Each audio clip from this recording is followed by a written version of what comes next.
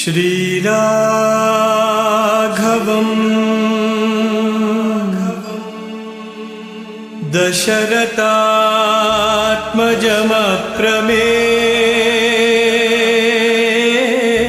दशरथात्मजमप्रमेयम् सीतापतिम्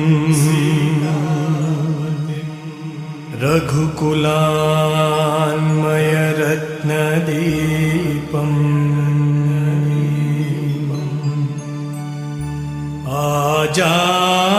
आजानुबाहुम्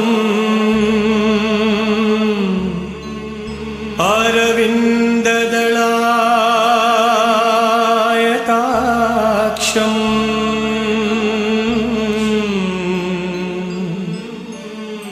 Ramam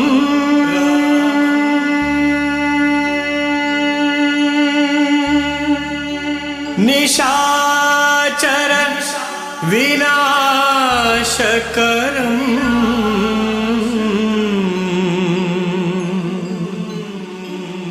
Namami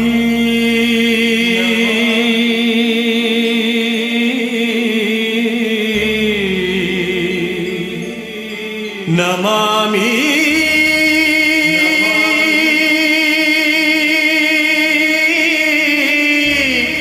Namami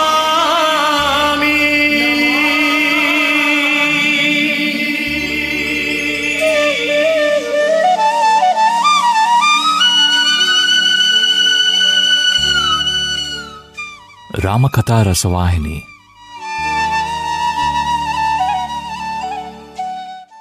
Chapter 9. Preparations for the coronation.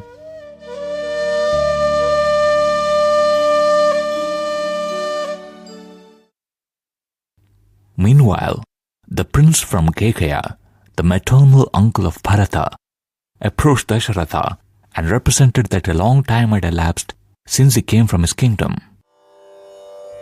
"Father is waiting to see me back. He would have been very happy to be present here during these festivities. He does not know about the wedding of Bharata. He will be very disappointed when he comes to know that the marriage of his grandson was celebrated in his absence. That disappointment can be assuaged to some extent if Bharata is sent with me now, so that some festivities might be arranged there for his satisfaction and pleasure." Dasharatha consulted his wives and called Bharata to his presence. "Son, your maternal uncle, Yudhajit, had come to take you with him from Mithila itself. I did not agree. I have come to know that your grandfather is very anxious to see you, so make yourselves ready to accompany him." Dasharatha ordered. Then Bharata said, "Father, it would be very good if Shatrughna too comes along with me." So he was also ordered to prepare himself to leave, and both of them left for the city of Girivraja with their wives. Moved by his respect towards elders, Bharata made preparations to leave Ayodhya. No objections were raised or arguments presented against. Bharata was endowed with the highest intellect. Besides, he was master of himself, his senses and desires. Bharata and Shatrughna, with their wives, journeyed quite happily and reached the city of Girivraja. The grandfather was longing to see him and fondle him, and inquired about the health and happiness of people in Ayodhya. He asserted that they looked exhausted by the long hours of travel and insisted that they should rest. He led them to the residence allotted for them. From that moment, he treated them more affectionately than his own children and paid close attention to their smallest needs. Though the grandfather cared for their comfort and joy, the brothers appeared to suffer from some secret discontent, for they could not bear separation from their aged father and Rama, who was the very breath of their existence. They conversed among themselves constantly only about Dasharatha and Rama. Off and on, anxiety about the health and welfare of the father tormented them, in spite of themselves and deprived them of peace of mind. While their feelings in Girivraja were such, in Ayodhya, not a single moment passed without Dasharatha pining for them. He sensed a void without them. Many times he asked himself the question, why did I send them from here? Oh, it would have been good if I had not agreed to send them. The 4 sons were as 4 arms for Dasharatha. Now he had been deprived of 2. One day, Rama saw his father plunged in thought at the separation from Bharata and Shatrughna. He approached his father and sitting near him spoke soft and sweet words, making him happy. Rama was supremely gentle. However harsh others might speak, he used to reply sweet and soft. Though others might do him harm, he never remembered it against them. He only sought to be good and be of service to them. Whenever he found time, he used to discuss with aged monks, revered Brahmins and learned scholars, codes of good conduct and rules of morality. He analyzed the mysteries of Vedantic thought in simple words, and like an ordinary enquirer, he posed problems before pundits for elucidation. The sages and scholars who had mastered the science of Vedanta and philosophical inquiry were elated at the elaborations given by Rama of the knotty points he himself raised. They praised in 1,000 different ways his intelligence and scholarship.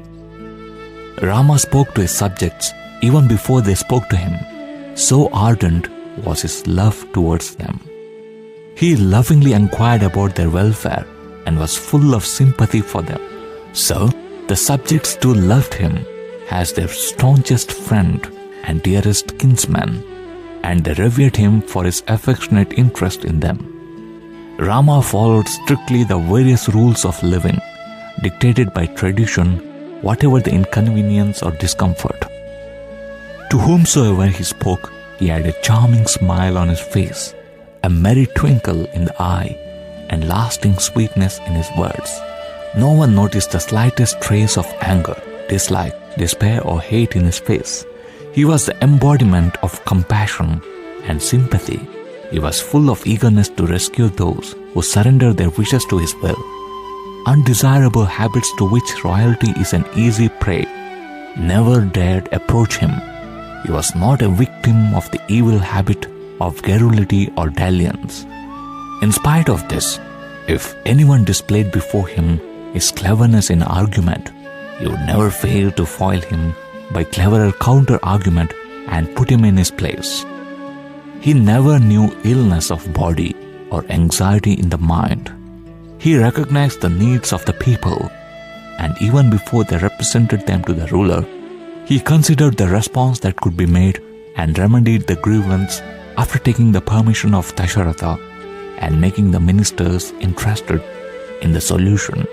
Dasharatha too did not obstruct his wishes in any way.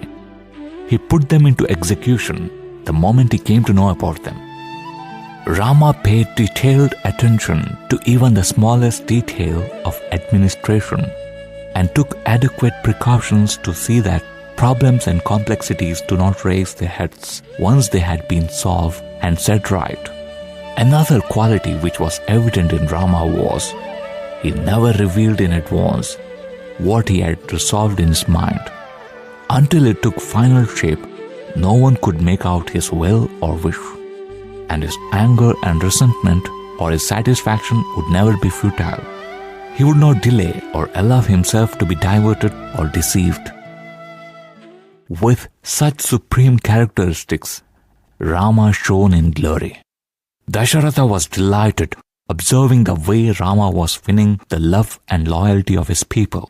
He heard from ministers, priests, and others the growing popularity of Rama and was thrilled. One night, Dasharatha was thirsty and he decided to drink a little water. He did not like to awaken the sleeping queens, so he poured out himself into a small cup the water from a jar near the bed, and while drinking it, he observed that his grasp was not firm.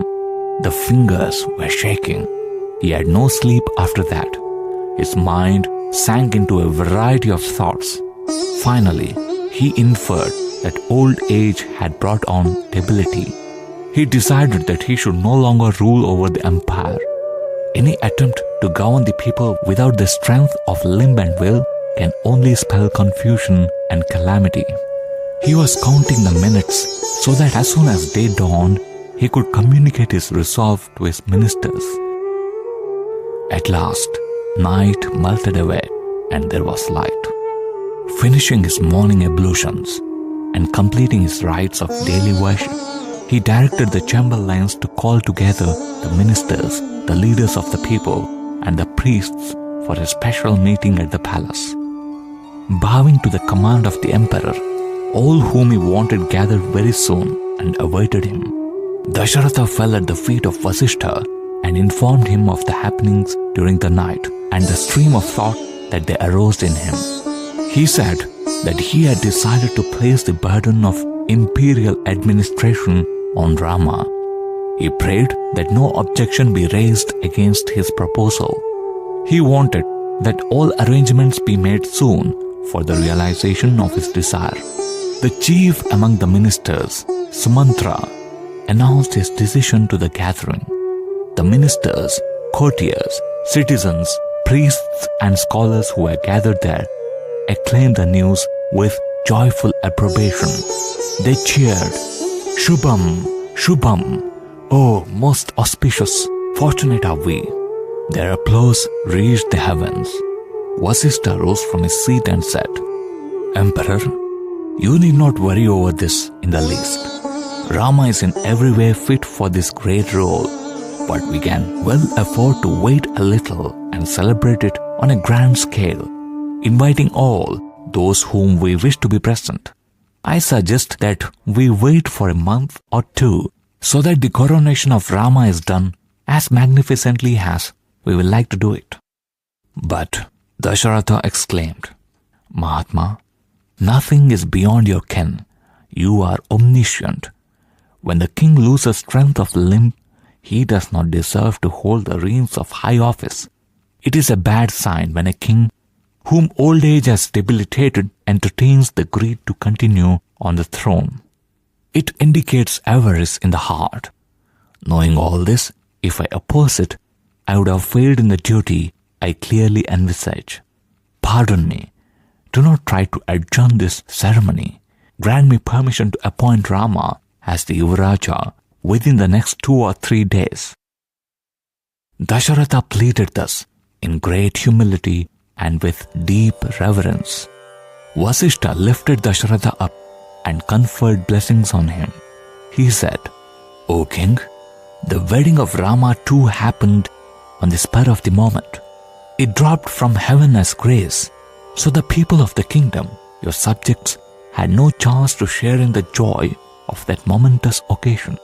If the coronation too is resolved upon and celebrated suddenly, it would pain not only the rulers of many parts of this land, but even more, it will be a source of great sorrow for the brothers Bharata and Shatrughna, and Janaka, who has become your kinsman and friend, might not be able to attend. I suggest, therefore, that you may well ponder over these considerations before settling the day." The chief among the ministers then rose and said, "May the revered family preceptor pardon me. The decision of the empire has the appreciation and approbation of everyone. Ramachandra is, as the name indicates, as the moon, which repels the burning heat and restores coolness and comfort to all. He removes the pain caused by hate, malice, greed and envy. There should not be any delay in crowning him as Yuvaraja for whatever reason. Please issue necessary orders in this behalf, O Emperor. I am praying for this on behalf of the entire population of this empire." When the emperor and the chief among the ministers pleaded like this, Vasishtha could not hold on to his attitude any longer. He said that it was necessary to know what the people themselves thought about it. At this, Dasharatha stood up and with one sweep of his eye, he looked at the ministers, leading citizens, pundits, and priests, as well as others of the vast assembly. The assembly was acclaiming the auspicious proposal in a voice of thunder. In the midst of that excitement, one citizen who belonged to a very important group rose and exclaimed, "Maharaja, the mighty emperors of your line fostered us, the subjects of this empire, as if we were their own children. This Kosala realm attained prosperity and peace through the care and affection of Ikshwaku. Your eldest son Rama is rich in virtue, highly devoted to the ways of righteousness, as heroic as the chief of gods, and more than all, he has the ability to rule over the three worlds. It is indeed our good fortune that you entertain the idea of crowning him as Yuvaraja. This is undoubtedly our fortune." When the citizens spoke thus, on behalf of all the subjects of the realm, Dasharatha addressed the gathering.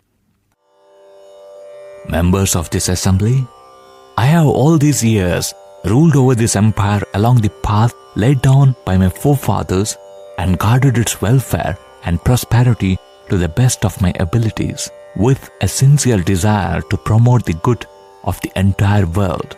All the years of my life I have spent under the shade of this white umbrella that is over my throne. I am now an old man. I have realized that the vigor and vitality of these limbs have declined. This dilapidated body has to be given a little rest. I have decided on this. It is not an easy task, not an insignificant mission to rule over a kingdom, for it calls for dedication of oneself to dharma or righteousness. Dharma can be maintained unbroken in the running of the government only by a person engaged in constant sadhana and who is endowed with rigorous control of the senses. I have borne this burden so long that I am exhausted with the effort. If all of you approve and appreciate my plan, I shall tell you all about it. I shall never act against your desires and preferences. There is no pressure on you. Do not fear that I am forcing my wishes on you, or that this is a royal command which you have perforce to obey. I leave you to your own free will and judgment. In case some arrangement strikes you as more beneficial, you are at perfect liberty to present it before us for candid consideration.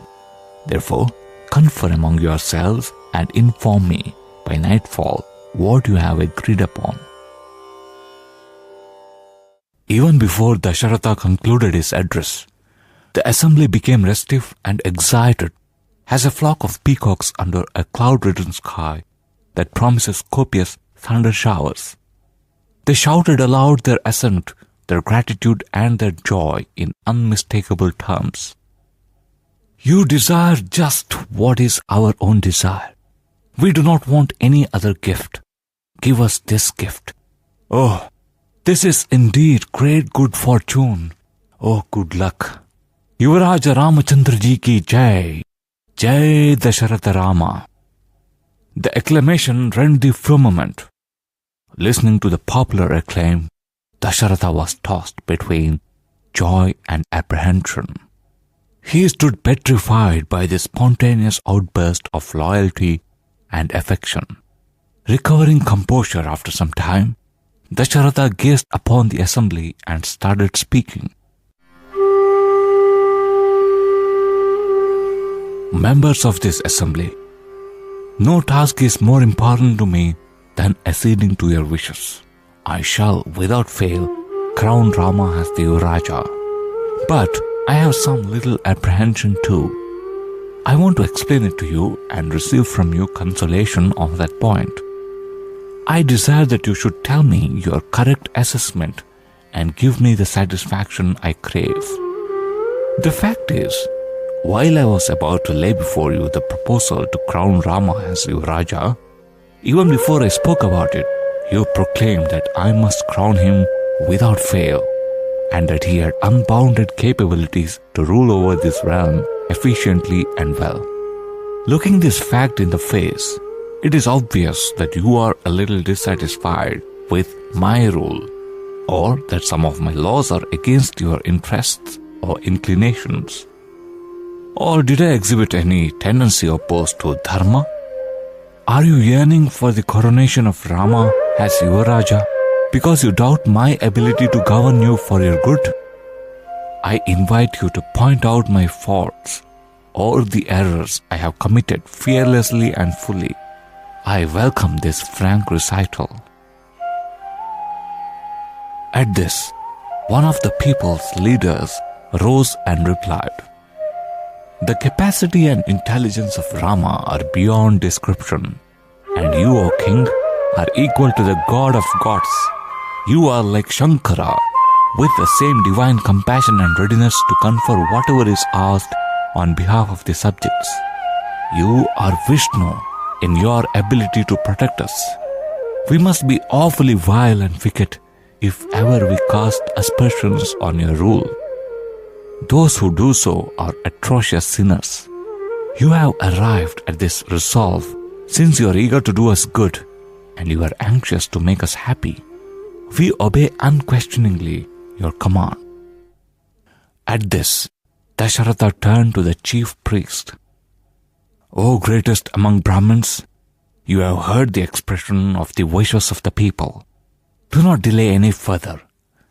Collect all the materials and ritual requirements for the coronation ceremony," declared Dasharatha, thrilled with the excitement of anticipation. "Erect the enclosures and the platforms that the scriptures prescribe for the component rites, the sacrificial sites, and other sacred structures," he said. He fell at the feet of the family preceptor, Vasishtha, requesting him to supervise the process. "Master, all those who can make it will be present. Let us not delay awaiting those who have to come from afar. They can derive equal joy when they hear that Rama has been crowned. Do not suggest as a reason for postponement the need to invite the Kekaya ruler or Janaka and wait until they arrive. Grant permission to have the holy rite of coronation performed as early as possible." He pleaded and prayed with folded hands. "Maharaja," Vasishtha responded, "I have got all things ready.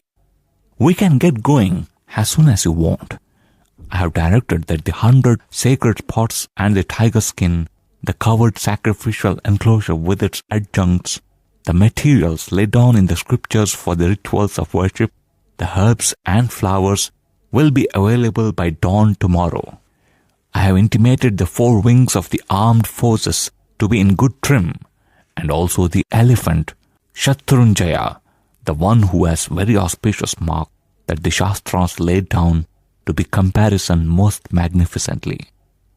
The white umbrella of splendor, the royal flag of the imperial dynasty, will also be ready at the palace. The auspicious moment too has been selected. It will be tomorrow."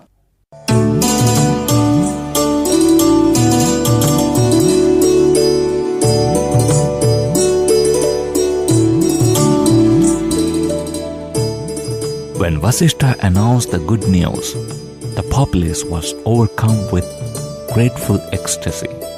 They leaped in joy. The roads were scrupulously swept and cleaned. Elaborate designs were painted on them and on the walls and buildings facing them. Festoons were hung. Arches and awnings and shades were erected over the roads. Every citizen was busy and happy. The entire city was working fast and excitedly. The Brahmins and the leading citizens took leave of Dasharatha and emerged from the palace, a veritable stream of exhilaration and excited conversation. The ministers and Vasishtha proceeded into the inner halls with the emperor.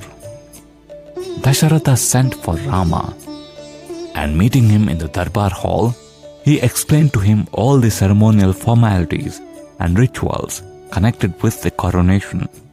He reminded him that he should be ready before sunrise and described the preliminaries he had to observe. Lakshmana heard the good news. He ran towards Kausalya, the mother, to convey the joyful tidings and communicate his exultation. She could not contain her happiness. She just waited for Rama to appear before her.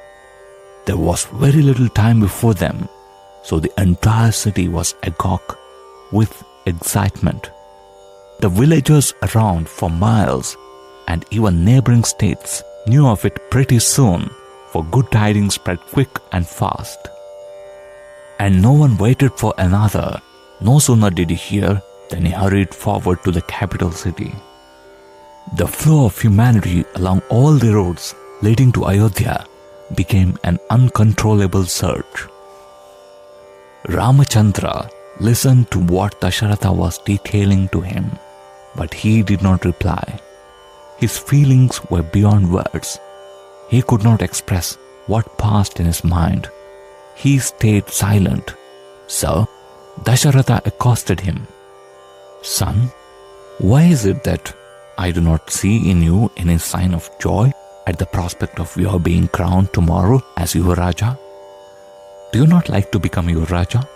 Or is it a sign of anxiety or fear that we are placing on your head the burden of the state? In spite of long questioning and the fond appeals, Rama appeared tongue-tied before the emperor. At last, he said, Father, I do not understand why you are acting in such a hurry. My dear brothers, Bharata and Shatrughna, are not here now. Again, grandfather is far away. He may not be able to reach in time. Father-in-law also might not be able to come. The rulers of other states, princes, too may find it difficult to attend. My mind is heavy because we are disappointing such large numbers of people. It does not accept the idea of celebration when so many are certain to feel pained. Pleading pardon for his sentiments, he fell at the feet of Dasharatha. It was Vasishtha who replied, Rama, these objections were raised even by us. Do not think that we are quietly acceding to the wish of the emperor. We thought all the arguments for and against, and we consulted the opinion of the people before we decided. Do not raise any objection now. Respect the wish of the emperor. The coronation and the anointment have to take place tomorrow itself. You have to observe certain vows. This day, you should not use a cot or a soft bed. You and Sita have to be on fast. As soon as day breaks, you must both take bath after applying sacred oil on the head, for the auspicious star Pushya, which has been selected for the holy rite, rises at that time. So, retire into your residence now without demur. As soon as the preceptor finished, Rama fell at the feet of his father and of Vasishtha and proceeded to his palace, accompanied by Sumantra, the trusted minister. He had no hesitation this time. He conveyed the news to Sita and thence moved on fast to the apartments of his mother. He prostrated before her. She raised him tenderly and fondled him affectionately, overwhelmed with joy. She directed him to give away to Brahmins, as a mark of thanksgiving, cows which she had collected for the purpose and which she had decorated with costly ornaments. She made Rama give away many other varieties of gifts to others. Lakshmana and his mother were there at the time. Kausalya had Rama seated by her side, and wiping the tears of joy that flowed freely, she said, Son, I had long waited this precious moment. My yearning is now fulfilled. I am happy. My life is rendered worthwhile. Oh, dearest jewel, my golden son, from tomorrow you are the Yuvaraja. Live long, rule over the empire. Let the welfare of the people be ever your ideal. May your rule be happy and secure in accordance with the dictates of justice and morality. accumulate untarnished fame, and maintain the reputation and glory earned by the kings of this line. Attain might and majesty more than even your father. The day you achieve that position, I would feel that my life has attained fruition. My vows, fasts, and vigils would have then borne fruit. Kausalya, the mother, caressed Rama, stroked the curls of his hair, and spoke sweet words of benediction. She gave him very valuable counsel, to which Rama paid meticulous attention. Rama chuckled at Lakshmana and teased him in innocent fun. Brother, can you tell me which Rajalakshmi will be delighted at this lovely taunt? He retorted, Brother, I need no Rajalakshmi to wed me. In your kingdom itself, if you assign any responsibility, I shall fulfill it. That is enough fortune for me. With that, he prostrated at Rama's feet. Rama said, Lakshmana, you are my breath, so half the responsibility in governance is yours. So you too should get ready with me, wearing jewels and regal robes. You have half share in my burdens, and in my happiness, my fame and fortune. You have a half share in all that I am and will. While Rama was speaking thus, Sumitra was shedding tears and showering blessings on both Rama and Lakshmana. She said, Rama, the love that subsists between you and Lakshmana gives me great happiness. My son needs no higher status than being your servant. If he is able to have forever your love and affection, that is enough for him. When she finished, Rama fell at the feet of the mother and rose. Lakshmana too did the same and accompanied Rama to his palace when he moved towards it. The vow of ritual fast was begun by Rama at nightfall. He lay upon a mat made on the sacred kusa grass. End of chapter 9. Sai Ram.